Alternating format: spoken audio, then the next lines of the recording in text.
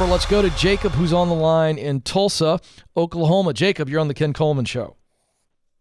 Hi, Ken. How are you doing? I am living the dream, Jacob. How can I help?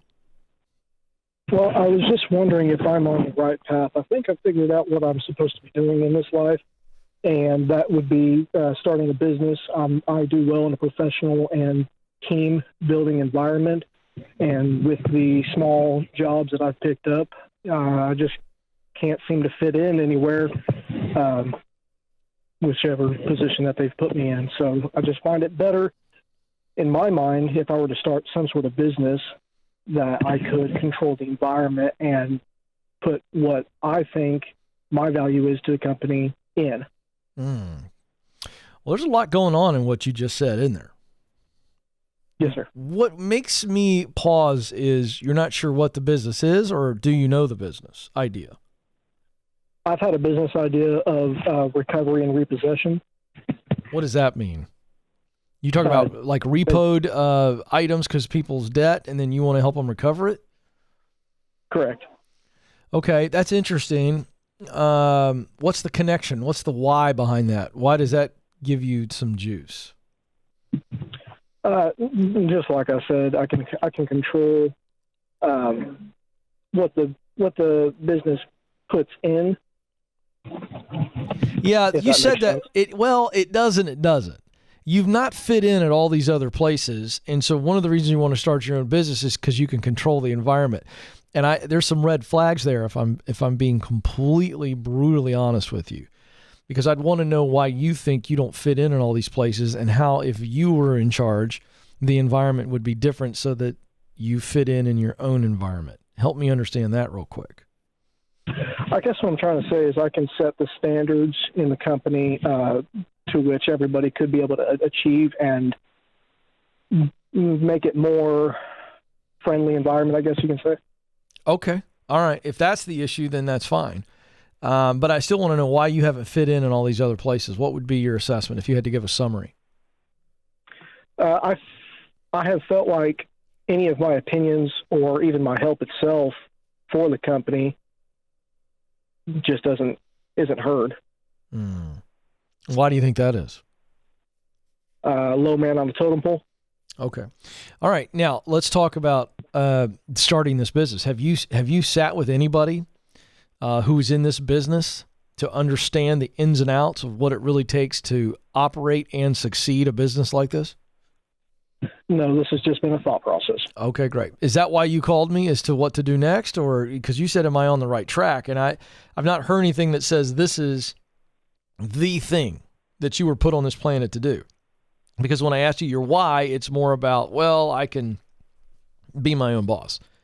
And by the way, there's nothing wrong with that, Jacob. It's just, that's not enough for me. Because I'm always, as you know, you've listened to the show. It's why you called.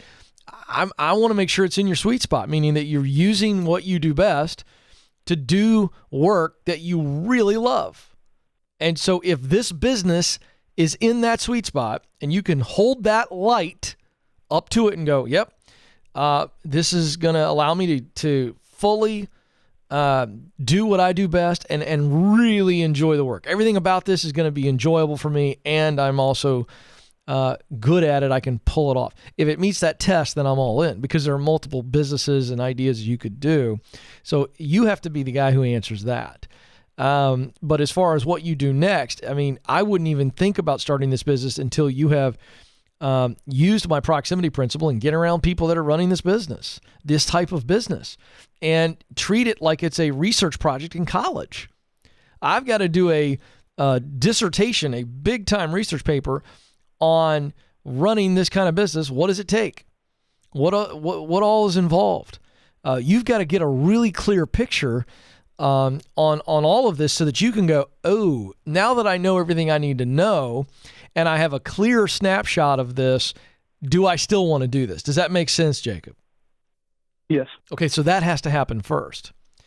And you don't need a degree to run this kind of business. So you can take that off the table, because after somebody gets clear, the next step is get qualified. Get clear, get qualified, get connected. In this case, there's no qualification from any institution or anything like that. The qualification is actually using the proximity principle and truly learning what it takes. May not even be a bad idea to volunteer some of your time to observe how that business operates, but that's what you've got to do. If after you get clarity on what it's going to take, and you go, yep, I'm in for that, I'm all in, then and only then do you say, all right, I'm in. I'm going to go after this. Now, what does it look like next? What you got to do next is go, okay, what's the capital investment that I'm going to need to get this thing up and running? Is it just simply renting some office space, or can I do this out of my garage? You know, what's involved when you're helping clients repossess what's been taken from them due to debt? It doesn't sound to me like this is a capital intense business. So, but we need to set out and go, okay, this is what it's going to take to get started. Is this something I start on the side while I'm holding down a day job? Because my advice for all entrepreneurs who want to start something, here it is, pretty simple stuff. Write it down, look at it every day if you're in the same boat as Jacob. Start small, grow slow. Start small, grow slow. If that's your mantra, then you are going to not injure yourself and put yourself in a hole when you start out. And that's huge. Start small, grow slow. It's so important.